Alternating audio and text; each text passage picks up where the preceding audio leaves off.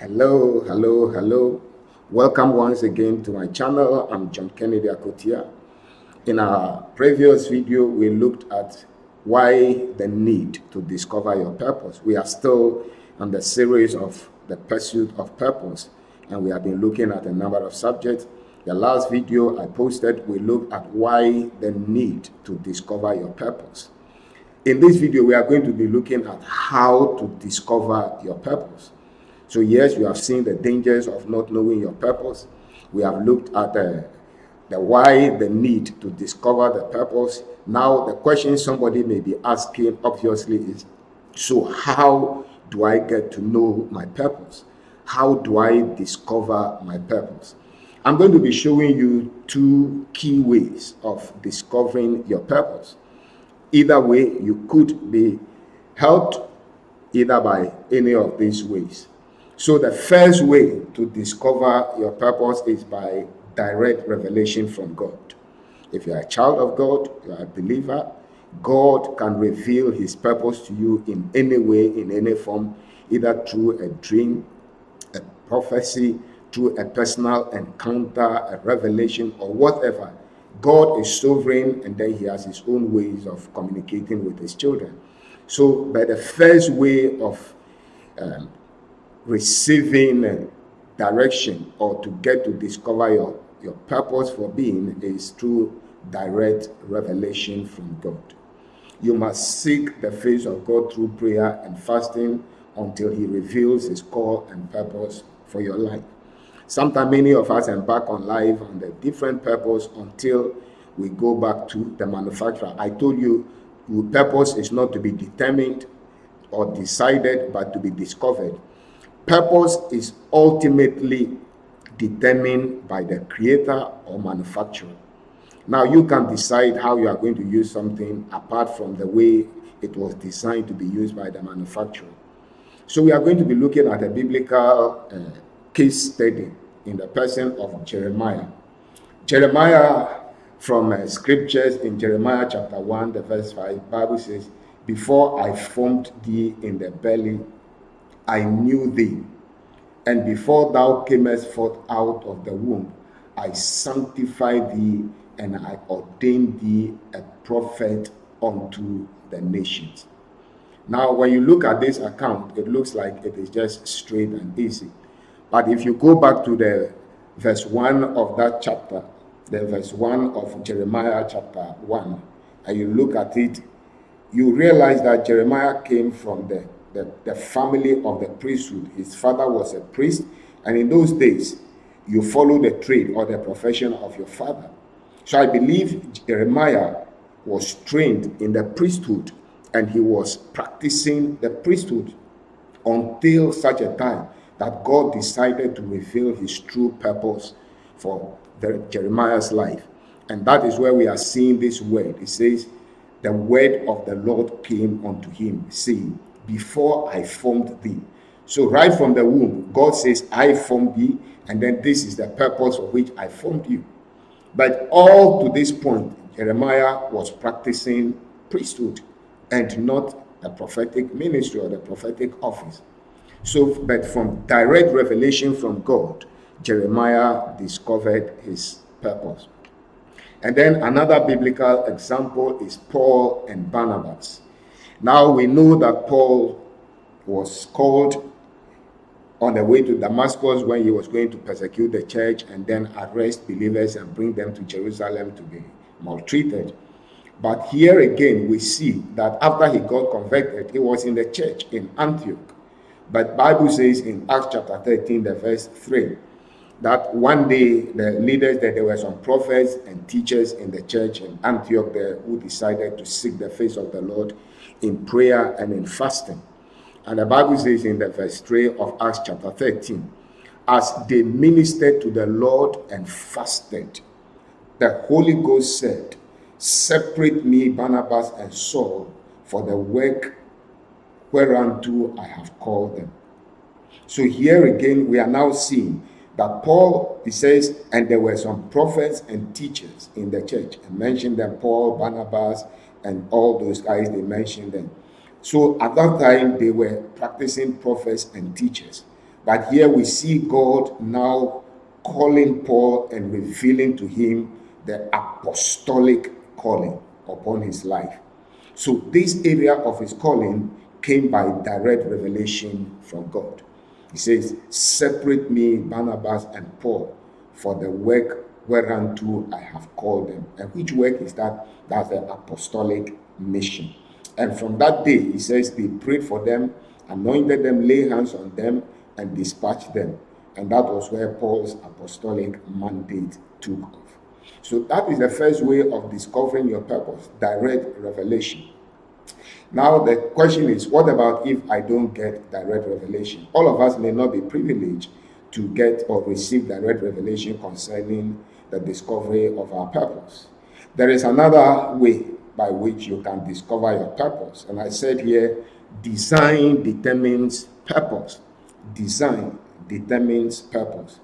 A way in which something is designed describes or suggests the use to which it can be put to. For instance, let's take a cutlery set made up of a fork, a knife, and then a spoon. Now, when you look at them and then you don't get to know the manufacturer, you don't see the manual, but you see the design of each of them, and that gives you a clue to how each of them can be used. You look at the design of the fork, and definitely that tells you can't use the fork to drink soup. You look at the knife, and that definitely tells you can't use the knife to drink soup. But among the 3 pieces of the cutlery set, you can use the spoon because of its design. So that tells you that design determines purpose. All right, so from that illustration, let's look at how we can discover our purpose apart from direct revelation. I said here, your natural talents, personality, and divine endowments would be suited to your purpose. Everybody was created a bundle of talents, personality, and divine endowments. Every one of us is packaged with a unique personality type, with unique talents, with unique divine endowments. And all those things would be suited to your purpose.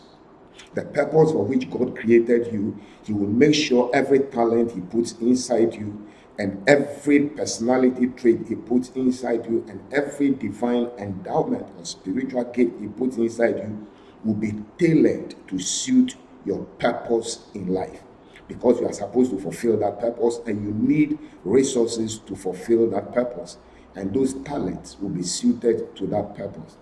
So beside the direct revelation of God as a tool for the discovery of your purpose, you may also use the acronym. I'm going to give you an acronym that you can use to help you or guide you to discover your purpose. And that acronym is SHAPE.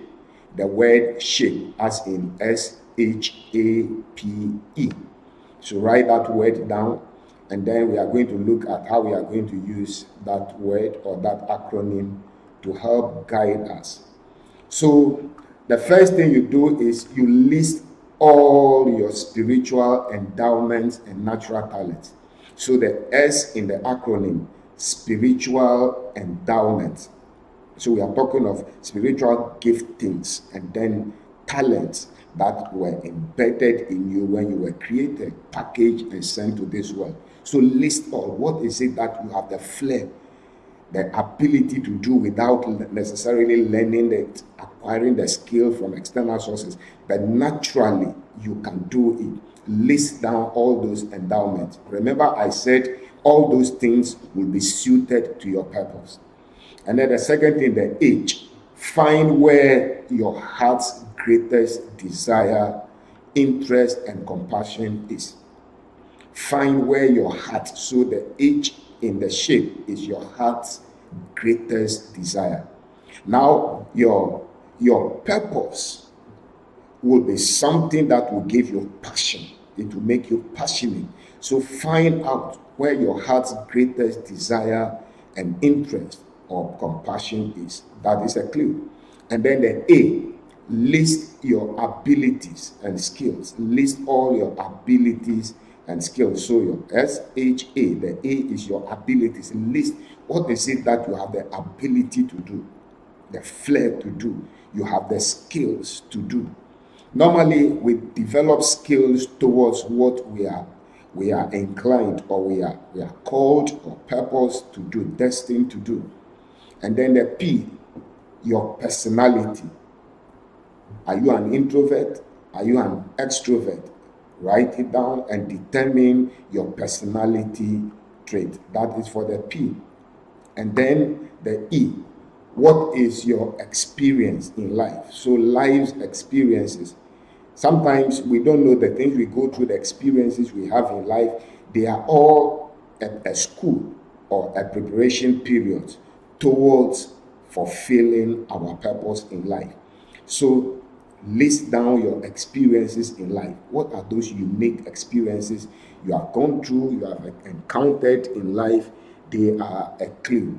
So all these 5 things, your spiritual endowments and natural talents, your heart's greatest desire and interest, list your abilities and skills, then your personality, and then your experiences.